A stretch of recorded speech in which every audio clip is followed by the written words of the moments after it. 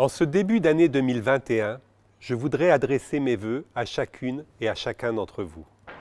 Une année qui puisse vous apporter la santé et qui vous permette de réaliser vos projets, qu'ils soient personnels ou professionnels. L'année 2020 nous aura profondément marqués.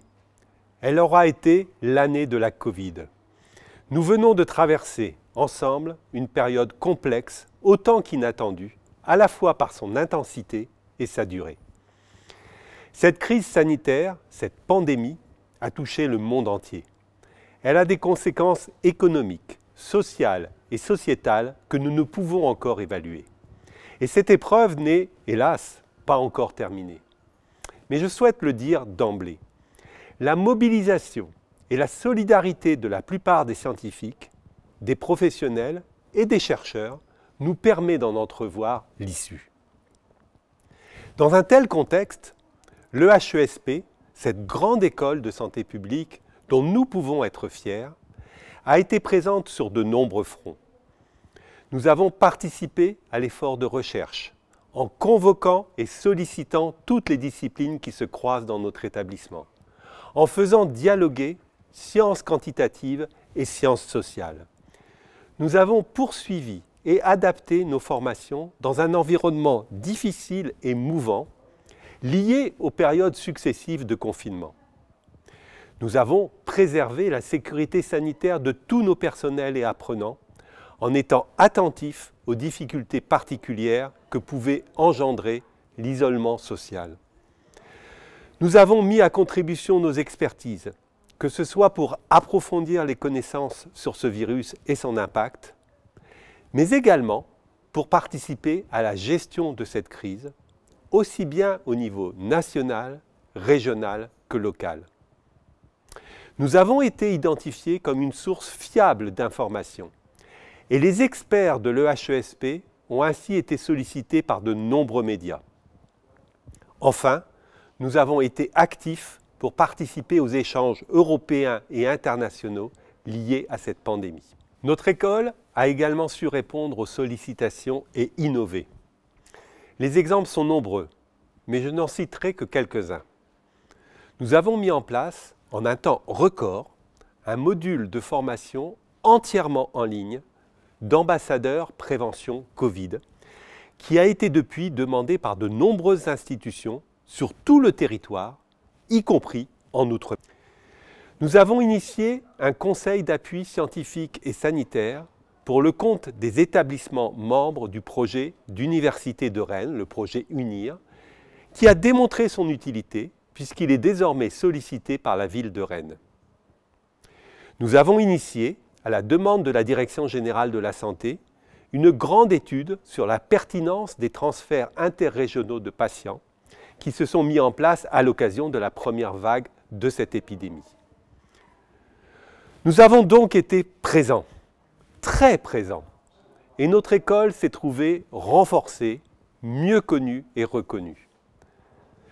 C'est grâce à la mobilisation de toutes nos équipes, sans oublier les apprenants qui ont été mobilisés très souvent dans le cadre de leur stage ou à titre bénévole. Je souhaite donc les en remercier et exprimer ma gratitude. Si l'intérêt de disposer d'une école de santé publique dans notre pays pouvait encore faire question chez certains, nous avons brillamment démontré sa place, son utilité, sa nécessité. L'année 2021 débute avec une grande incertitude qui pèse encore sur nous. L'épidémie n'est pas encore jugulée. Si la fabrication dans un temps record d'un vaccin et son déploiement dans les prochaines semaines et les prochains mois doit nous faire regarder l'avenir avec espoir et confiance, notre mobilisation doit rester intacte pour les prochaines semaines. Nous aurons à gérer cette période difficile qu'est le premier trimestre et peut-être même un peu au-delà. Nous aurons également, en tant qu'école de santé publique, à anticiper ce que sera notre société après cette crise sanitaire mondiale. On l'entend souvent, notre vie après la Covid ne sera plus la même que celle d'avant. Mais quand sera-t-il exactement ? Comment pourrons-nous anticiper les nouvelles menaces, qu'elles soient infectieuses, environnementales ou liées à nos modes de vie? Que pourrons-nous apprendre de la période inédite que nous traversons? Et quel rôle notre école pourra et devra-t-elle jouer?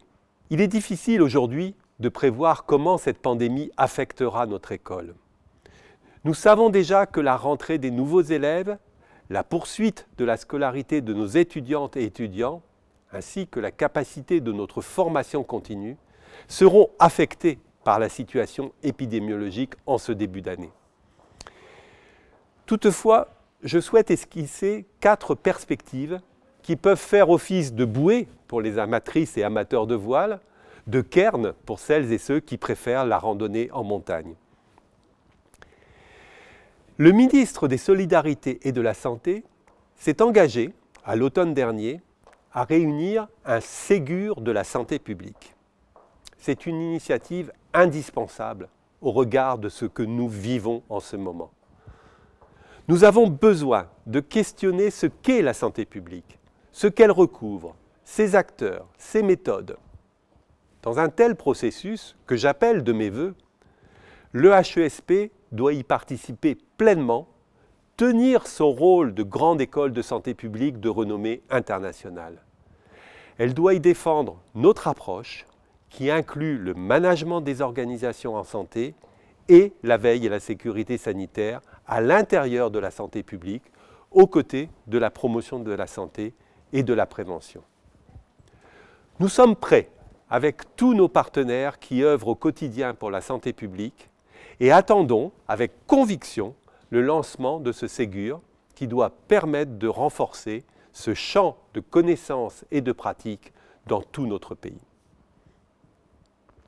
Cette crise montre également le déficit de culture en santé publique qui touche nos décideurs, les médias et l'ensemble de la population. La santé est un bien précieux et la pandémie démontre à quel point elle est essentielle à notre vie collective. Nous devons donc renforcer, dès le plus jeune âge, les compétences pour adopter les comportements favorables à la santé.